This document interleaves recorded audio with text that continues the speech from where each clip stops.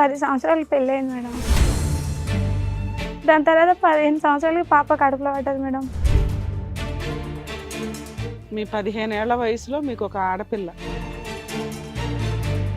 ఇప్పుడు ఈ రెండో వ్యక్తి ఎప్పటి నుంచి పరిచయం మీకు? ఈ 2-3 సంవత్సరాలు అవుతుంది మేడం. ఆయన ఫస్ట్ నాకు మ్యారేజ్ కాలేదని చెప్పిండు మేడం. ఆయనకి ఏజ్ పర్సెంట్ బాగానే వయసు ఉంటుంది. అయితే తర్వాత అప్పటికే మేము ఫిజికల్గా పరిచయం అయినాక ఇంకా నాకు పాప 3 నెలల కడుపు వల్ల పడ్డది. మీ అమ్మాయికి తెలుసా డాడీ వచ్చాడు అని? అంటే పాపకు తెలియదు మేడం. తెలియదు ఇంకా. కానీ తర్వాత తెలిసింది. తెలిసిన తర్వాత పాప ఆశ్రయించుకుంది. ఆయనకి మగ పిల్లలు అంటే చాలా ఓ ఇష్టం. బాబు ఉన్నాడుగా, ఇంకేంటి? ఇంకా మా అబ్బాయిలు కావాలని. అందుకే నిన్ను పట్టుకున్నాడా? ఆమెకి నేను ఉండాలి కానీ పాప వద్దు, కడుపుతోనే వద్దు. నా ఏ స్త్రీ అమ్మ ఇంకో స్త్రీతో సంబంధం పెట్టుకున్నాడు లేకపోతే పెళ్లి చేసుకున్నాడు అంటే ఓ పర్లేదు అని ఏ ఫస్ట్ భార్య అనదు. నువ్వు ఈడ సప్పుడు ఆడ నోరు మూసుకొని బయటికి రాకపోతే నేను చంపేస్తా, నేను ఎలక్షన్లలో దాంట్లో దీంట్లో తిరుగుతా అని భయపెట్టించిండు. నేను 20 రోజుల దాకా పిఎస్ చుట్టూ రోజు తిరిగినా మేడం. పొద్దున పోయి సాయంత్రం దాకా కూర్చునేది. ఆ టెంపుల్ దగ్గర అన్నం తీసుకొని తినడం చాలా బాధపడ్డా నేను.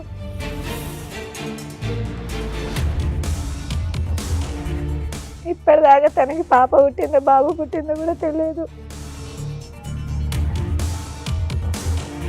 అంటే సిస్టర్లు నర్సులు వాళ్ళు పాపను అమ్మేసి అని వాళ్ళు ఒకటి నా ఇంట పడుతురు. అక్కడ పిఎస్ దగ్గర ఇంకో లాయర్ పరిచయం అయ్యండి మేడం. అతను మా ముస్లిమ్స్ అతనికి హెల్ప్ అడిగితే తన ఏదో పిచ్చిగా మాట్లాడాను మేడం. ఇంకా ఎక్కడ పోయినా నాకు ఇలాంటివి వస్తున్నాయి మేడం. చంపేసినా కూడా బెస్ట్ మేడం, ఎందుకంటే కన్నా పాప లేదు, ఈ పాపని పోషించలేను. అమ్మ నమస్తే. అమ్మ నమస్తే ఎక్కడి నుంచి వస్తున్నారు, ఏంటి మీ ప్రాబ్లం? మేడం నేను కర్ణాటక నుంచి వస్తున్నా. నా పేరు సానియా మేడం. ఇప్పుడు పాప బాబా మీ దగ్గర? పాప మేడం. ఎన్ని మంత్స్? 3 వెళ్ళి 4 పడ్డాయి మేడం. 4 months.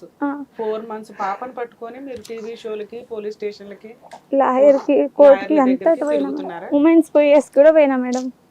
అమ్మ పాపను అయితే కొంచెం ఇచ్చేసేయండి, మీకు ఇబ్బంది లేకుండా. నాకు ఇంతకుముందు 10 సంవత్సరాలు పెళ్ళయింది మేడం. బీహార్లో ఉంటాడు ఆయన. 10 సంవత్సరాలు ఉండగా పెళ్ళయింది. మీ ఏజ్ ఎంతమ్మా ఇప్పుడు? నా వయసు 29 మేడం. ఇప్పుడు 29. అయితే నాకు అప్పుడు పాప పుట్టింది మేడం.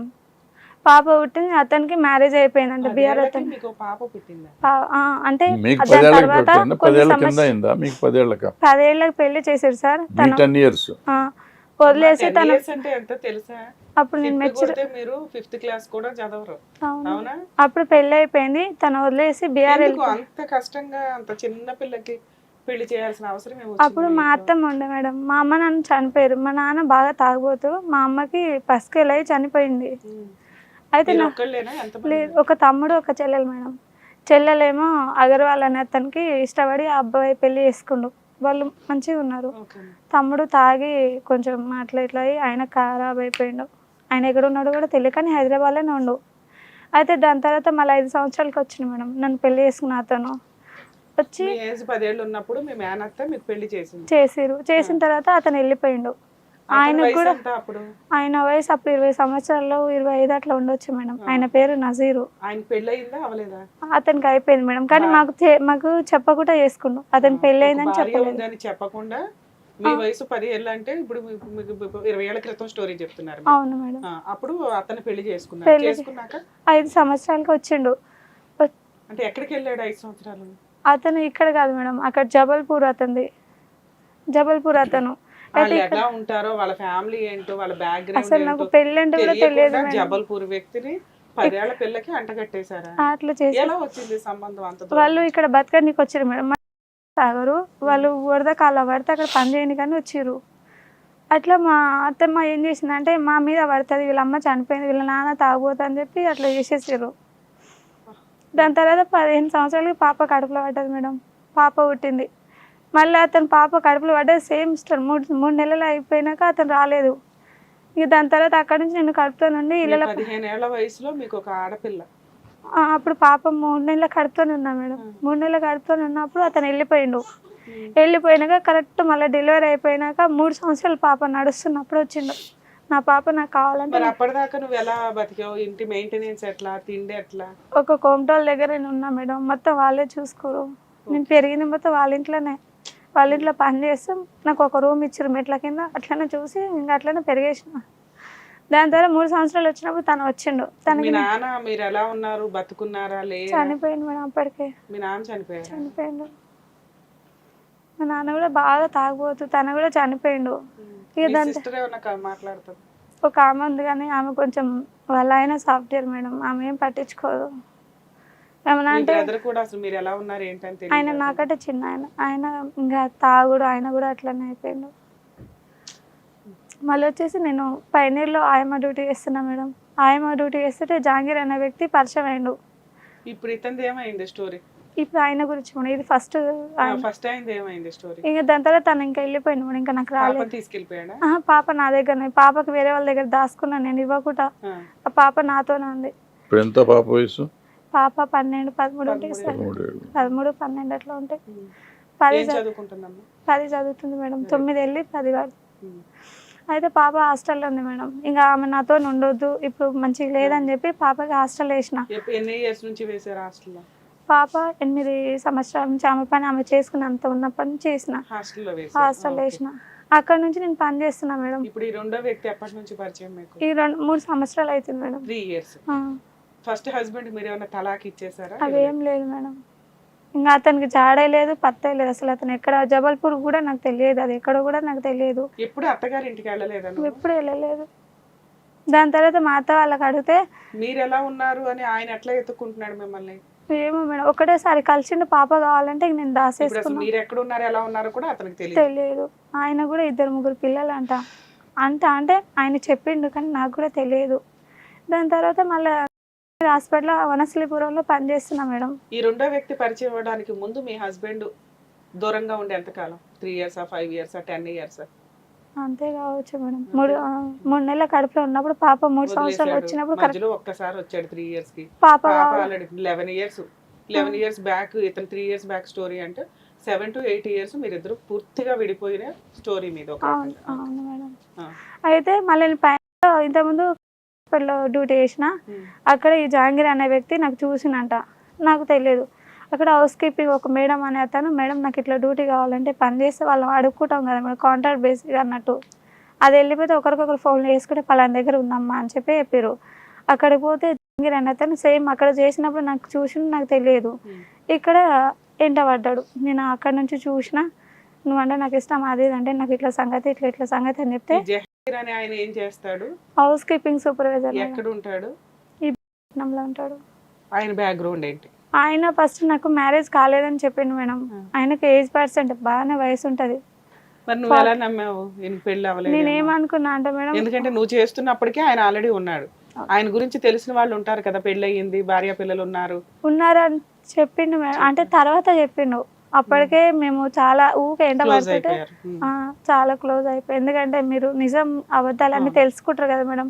అది నేను ఒప్పుకోవటమే కరెక్ట్ అని, నేను అబద్ధం చెప్తలేనని నిజం చెప్తున్నా మేడం.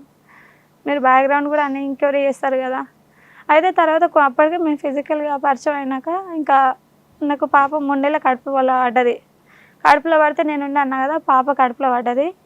నేను ఆల్రెడీ హౌస్ కీపింగ్ చేస్తున్నా కదా, నాకు వద్దు నేను టాబ్లెట్ వేసుకుంటా అని చెప్పిన. మంచి డాక్టర్లు నాకు తెలిసిన వాళ్ళు నేను టాబ్లెట్ ఇప్పించుకొని వేసుకుంటా అంటే, నాంపల్లి దర్గాలో నేను మొక్కిన. నాకు వద్దు, నాకు 3 అమ్మాయిలు, ఒక బాబు, నాకు బాబు కావాలి అని చెప్పిండు మేడం. అయితే నాంపల్లి దర్గాలో ఖాళీ కుబుల్ అని అనుకున్నాం మేడం. నికా కాలేదు. ఒకరికొకరు ఇద్దరమే ఉన్నాం. ఓన్లీ కుబుల్ అని అనుకున్నాం. దాని తర్వాత నాకు సమాధిలో ఒకసారి నాకు అట్లా అయిపోయింది కదా, నాకు అట్లా వద్దు, మీ ఇంట్లో వాళ్ళకి చెప్పాలి, మీ ఇంట్లో వాళ్ళకి తెలియాలి, మీ నాన్నకి తెలియాలి అని చెప్పి చాలా గొడవ పడ్డా మేడం. వాళ్ళ ఊరికి తీసుకెళ్ళంటే అతని శాలరీ ఎంత ఉంటుంది, మీ శాలరీ ఎంత ఉంటుంది? అప్పుడు నా శాలరీ వచ్చేసి 16,000, అతనికి ఏమో 24-25 అట్లా పిఎఫ్ ఈఎస్ఐ. ఏదైనా ఒక చిన్న ఇల్లు కొనుక్కోవడం కానీ అలా ఏమన్నా జరిగిందా? అలా ఏం జరిగింది. ఇప్పటిదాకా వచ్చిన డబ్బు మీరు మీ పిల్ల బతకడానికే సార్. అయితే దాని తర్వాత ఇక అతను పరిచయం అయిన కానీ నా శాలరీ కూడా తన తీసుకోవటం, తన వాడటము, ఇంకా అంతా మంచిగా నడుస్తుంది మేడం. తన నాకు ఎప్పుడు ₹1 పెట్టాలి. ఇద్దరు కలిపి ఒక ఇంట్లో ఉన్నారా? ఒక ఇంట్లో ఉన్నాం. రూమ్ తీసుకొని ఉన్నాం. భార్యాభర్తలనే ఇల్లు తీసుకొని ఉన్నాం. తీసుకొని ఎక్కడ, ఏ ఏరియాలో? నగర్ మేడం. ఎంత రెంట్ ఎంత? రెంట్ వచ్చేసి 4500. కరెంట్ బిల్లు నల్ల బిల్లు అన్నీ కలిపి మీ అమ్మాయికి తెలుసా డాడీ వచ్చాడు అని? అంటే పాపకు తెలియదు మేడం. తెలియదు ఇంకా. కానీ తర్వాత తెలిసిన తర్వాత పాప అసహించుకుంది. నిన్న ఆయన నన్ను అసహించుకుంది, అతను కూడా అసహించుకుంది. కానీ ఈయన ఎప్పుడు పాపను చూడలే, పాప ఎప్పుడు ఈయన చూడలే. నీకు నేనే ఇంకో హాస్టల్కి వెళ్ళి వ్యక్తితోటి సంబంధం ఉంది అని మీ అమ్మాయికి తెలిసి బాధపడింది, మమ్మీ నన్ను దూరం పెట్టేస్తుంది ఇట్లా ఎందుకు ఇంకా ఆమె కూడా ఖరాబ్ అవ్వద్దని నేను పాపకి ఎప్పుడు చూపించలేదు, తను కూడా పాపకి ఎప్పుడు చూడలేదు మేడం. ఓకే. హాస్టల్కి వెళ్ళి నేనే కలిసేది, తనకి ఏమైనా కావాలంటే వండుకోపోయి తినిపించేది, అట్లా చేసేది. దాని తర్వాత ఇక అతను ఏం చేసిండంటే వాళ్ళ భార్యతో మాట్లాడిపించిండు మేడం. వాళ్ళ భార్యతో మాట్లాడిపిస్తే నేను అన్నా కదా ఇట్లా నేను 3 నెలలు కడుపుతూనే ఉన్నా అని చెప్పిన. నాకు తెలియదు, అది వద్దు అది ఇది అంటే మళ్ళీ ఈయన ఏం కన్విన్స్ చేసిండో ఫోన్ కట్ చేసిరు. అప్పుడు నేను వనశ్లీపురంలో ప్రైవేట్ హాస్పిటల్ అని దాంట్లో సూపర్వైజర్గా చేస్తున్నా మేడం, హౌస్ కీపింగ్ సూపర్వైజర్గా చేస్తున్నా. అది కావాలంటే మీకు ప్రూఫ్స్ కావాలంటే కూడా అక్కడ ఎంక్వైరీ చేసినా మీకు తెలుస్తుంది మేడం, నేను ఏది అబద్ధం చెప్తలేను. అక్కడ తెలిసిపోయిన తర్వాత మళ్ళీ ఏం చేసిరంటే వచ్చింది, ఆమె వచ్చి నాకు కలిసింది మేడం. ఎక్కడ అంటే ఇక్కడ అదేమంటారు బాబా నగర్లో కలిసింది. కలిసి ఏవో అప్పటికి 3 పడుతున్నాయి మేడం. అయితే నేను కలిసిందంటే ఎదురుగా వచ్చి మాట్లాడలేదు, నన్ను చూసుకుంటూ వెళ్ళిపోయింది. వాళ్ళు ఫోన్లలో మాట్లాడుకుంటా నన్ను చూస్తే వెళ్ళిపోయింది.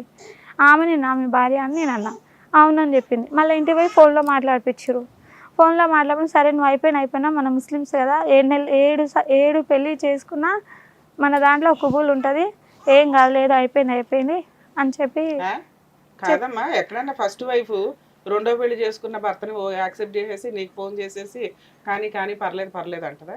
అవును మేడం. ఇతనికి ఏం కన్విన్స్ చేసిండు, ఆ 2 మాటలు మాట్లాడంగానే ఇంకా ఆయన ఫోన్ కట్ చేసిండు. కొంచెం సేపు తర్వాత మళ్ళీ ఫోన్ చేసి మాట్లాడిండు.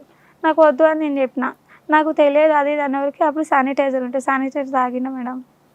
ఎందుకంటే ఆ అమ్మాయి నాకు కంపల్సరీ కావాలని చెప్పి ఇక్కడికి వచ్చి శానిటైజర్ తాగిండు. శానిటైజర్ ఎందుకు తాగినంటే ఆమె కడుపుతో ఉంది, ఆమెతో ఉండు కానీ కడుపు తీయించేసేసే అని చెప్పి చెప్పింది. నేను ఇక్కడ ఒప్పుకోలేదు. నేను అదే అంటున్నా, ఏ స్త్రీ అమ్మ ఇంకో స్త్రీతో సంబంధం పెట్టుకున్నాడు లేకపోతే పెళ్లి చేసుకున్నాడు అంటే పర్లేదు అని ఏ ఫస్ట్ భార్య అనదు.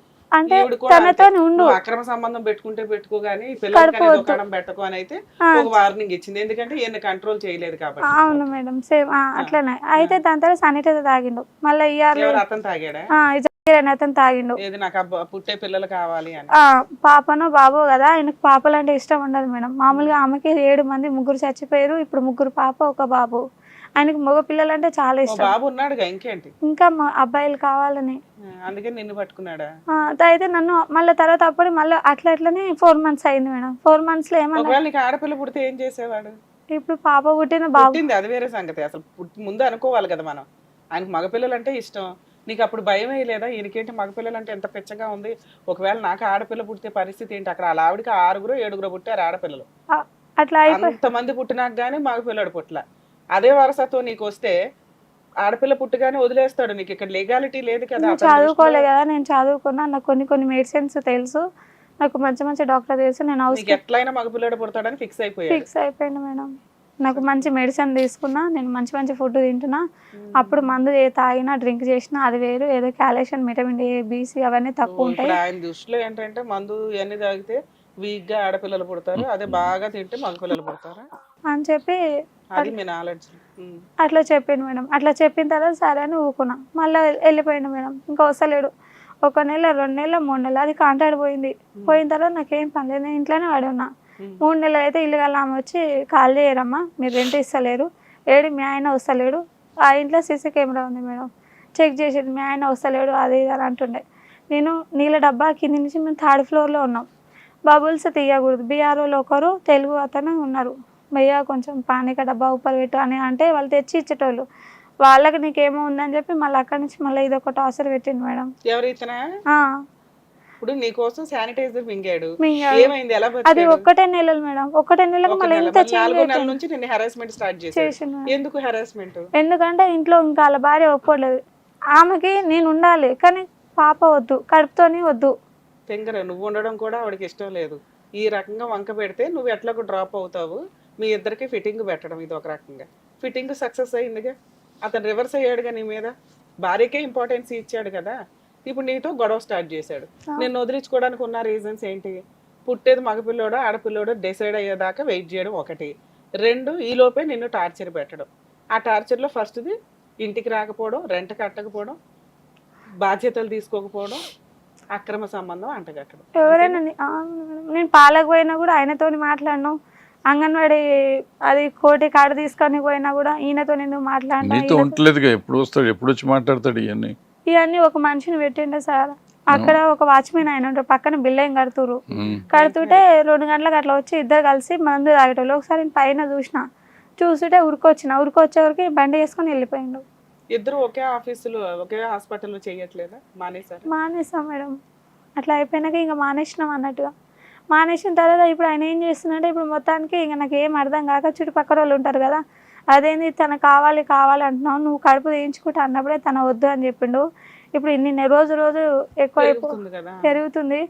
అమ్మనేం నువ్వు ఉండు కానీ పాప వద్దని చెప్తుంది అని చెప్పి ఇవన్నీ మాట్లాడే మేడం. నాకేం అర్థం కాదు. చుట్టుపక్కల వాళ్ళు ధైర్యం చేసిరు. పోలీస్ స్టేషన్ పోతే నాకు చాలా భయం మేడం. ఎప్పుడు మేము అట్లా పోలేదు. అయితే పోలీస్ స్టేషన్ పోయినా మేడం, పిఎస్కి. ఎప్పుడు వెళ్ళారమ్మా?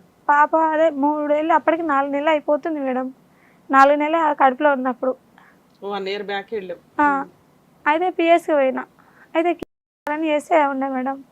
అక్కడ పోయి ఇట్లా సంగతిని కంప్లైంట్ చేసినాం. ఫోన్ చేసిరు, వాళ్ళకి పిలిపియాలంటే పిలిపియాలి సార్ అని చెప్పిన.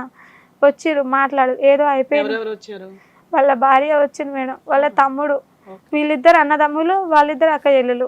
అయితే మా ఆయన వాళ్ళు ఇద్దరు అక్క చెల్లెలు, వీళ్ళిద్దరు అన్నదమ్ములు. వాళ్ళ చిన్న తమ్ముడు రావడం నాతో సైడ్ వీల్స్ ఏమన్నాడు, స్లాం లేకుండా సలాం చేసిండు మేడం. చేసి నువ్వు ఈడ సప్పుడు ఆడ నోరు మూసుకొని బయటికి రాకపోతే నేను చంపేస్తాను, నేను ఎలక్షన్లలో దీంట్లో తిరుగుతా అని భయపెట్టించిండు. నేను ఏడ్చి పోలీసు వాళ్ళు చెప్పినా మేడం. చెప్పగానే వాళ్ళు కానిస్టేబుల్ ఉండి ఈయన తీసుకుపోయి లోపలే అది దాన్ని కొంచెం బెదిరించారు. దాని ద్వారా ఇక నాకు ఆయన భయపెట్టేటోడు. ఎందుకంటే మా అన్నని వదిలిపెట్టు, మా వదిన జీవితం ఖరాబ్ అవుతుంది అది అన్నారు. ఇంకా వాళ్ళ భార్య మళ్ళీ సైడ్కి పోయి మాట్లాడుకొని కాంప్రమైజ్ అయ్యి కేసు అవుతూ ఏమొద్దు, మనం అందరం మంచిగా ఉంటాం, కాకపోతే నీ అంతకు నువ్వు నా అంతకు నేను ఉంటా, కడుపు తీయించుకో అని చెప్పి మళ్ళీ అంటుంది మేడం. ఆమె నన్ను సైడ్ తీసుకుపోయి మాట్లాడి కడుపు తీయించుకో అంటుంది. కడుపు తీయించుకుంటే మళ్ళీ అదే విషయం కూడా మళ్ళీ పోలీసు వాళ్ళు చెప్పిన. ఈ రాసుకునే వాళ్ళు లేడీస్ ఉంటారు కదా మేడం, వాళ్ళు చెప్పిన, మేడం ఇట్లా తీసుకుపోయి ఆ అమ్మాయి ఇష్టం ఉంటే నీకు కలుస్తుంది, మాట్లాడుతుంది, మీరు బలవంతంగా మాట్లాడదు, ఎందుకంటే ఆమె కడుపుతోనుంది, మీరు కొట్టడం చేతులు చెప్తే మీ అందరినీ లోపలేస్తానని భయపెట్టేది మేడం. అట్లా అనేవరికి ఇంకా అమ్మండి ఏమన్నారంటే, కడుపు వద్దు, మనకి చాలామంది పిల్లలు, నా పిల్లలు అయితే నీ పిల్లలు గారా, నీ పిల్లలు నా పిల్లలు అని అదే దాన్ని కన్విన్స్ చేసి మేము మంచిగా ఉంటామని సంజాయించారు మేడం. అప్పటికి పార్టీ ఉండే. సో ఎఫ్ఐఆర్ చేయించలే నువ్వు? చేయించలేదు మేడం. నమ్మి వచ్చేసావు. అలా ఏమైనా రాయించుకున్నారా పోలీస్ స్టేషన్? ఏం రాయించుకోలేదు మేడం. మంచిగా చూస్తాం అది అనేది. సార్ కూడా అమ్మ నీకు ఎవరు లేరుగా, నువ్వు కడుపుతోనే ఉన్నావు కదా, కనీసం డెలివరీ అయ్యేదాకా నువ్వు ఉండు, వాళ్ళు నమ్ముతారు, అక్కడ ఒక రోజు ఇక్కడ ఒక రోజు అది అని చెప్పి సైన్ పెట్టించి ఇద్దరికి పంపించేసారు. పంపించిన తర్వాత మళ్ళీ ఒకటే రోజు ఉన్నాడు మేడం. పిఎస్ నుంచి పోయిన రోజు మళ్ళీ పోయినంటే మళ్ళీ రాలేదు మేడం. సరే, మరి ఒక 1 week చూసి మళ్ళీ వెళ్ళి నువ్వు కేసు పెట్టేపోయావా? మళ్ళీ 2 months చూసినా మేడం. అప్పటికి ఆ రెంట్ ఎక్కువ అవుతుంది. నా మేలో 15 తులాల బంగారం ఉంది మేడం, అంటే చైన్ ఉంది. అది అమ్మేసి రెంట్ కట్టేసిన. అది అమ్మేసి ఇంకా రెంట్ కట్టిన. మళ్ళీ నెల తర్వాత మళ్ళీ పిఎస్కి పోయినా. సార్ ఆ రోజు అన్నారు, ఆ రోజు నైట్ ఉన్నాడు, మళ్ళీ రాలేదు, ఫోన్ ఎత్తట్లేదు సార్ అంటే, నేను ఫోన్ చేస్తుంటే ఆమె ఫోన్ ఎత్తి బూతులు తిడుతురు మేడం. నా దగ్గర కాల్ లిస్ట్ మొత్తం ఉంది, ఏదేదో నెంబర్ల నుంచి గలీజ్ బూతులు తిడుతురు. అలా ఆవిడను మీ ఆయన, వాళ్ళ ఆవిడ వాళ్ళ తమ్ముని వాళ్ళ భార్య, ఇంకా వాళ్ళిద్దరు బాగా గలీజ్ బూతులు తిడుతురు.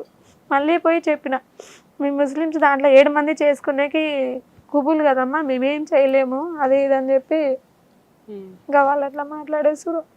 అట్లా కూడా నేను 20 రోజుల దాకా పిఎస్ చుట్టూ రోజు తిరిగినా మేడం. పొద్దున పోయి సాయంత్రం దాకా కూర్చునేది, ఆ టెంపుల్ దగ్గర అన్నం తీసుకొని తినడం చాలా బాగా.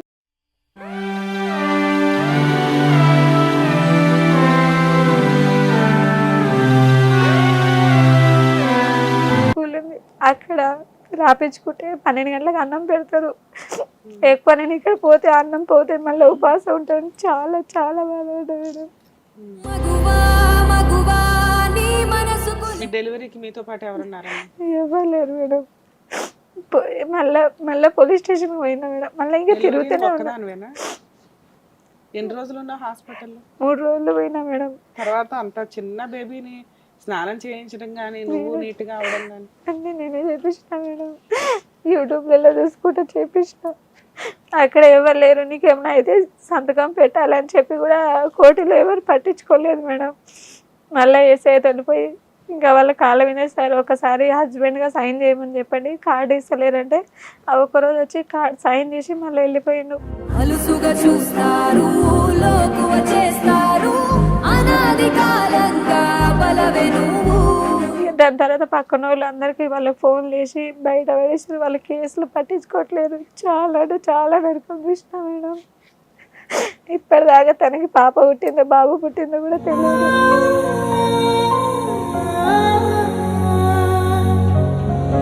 మళ్ళీ ఇట్లా కాదమ్మా, కానీ సెకండ్ నీకు న్యాయం జరిగే ఒకసారి కోర్టు దగ్గర పోని, కోర్టు దగ్గర పోయినా మేడం, ఎల్బీనగర్ కోర్టుకి. అక్కడ చాలామంది లాయర్లు ఉంటే ఇట్లా ఇట్లా సంగతి అని చెప్పిన, మేము నీకు న్యాయం చేస్తాను, మాకు ఫస్ట్ ఫీజు కావాలమ్మా, నువ్వు ఫీజు ఇచ్చే పొజిషన్ లేరని చాలామంది అన్నారు. సరేనే ఒక్క సెర్ల మేడం అని ఉంది ఆమె, ఏమమ్మా నేను మాట్లాడి చూస్తా, ఏమైతే చూస్తా, వాళ్ళు ఇస్తే నాకు ఫీజు ఇవ్వాలి, ఏదో జాలీతో నేను చేస్తా అని చెప్పారు.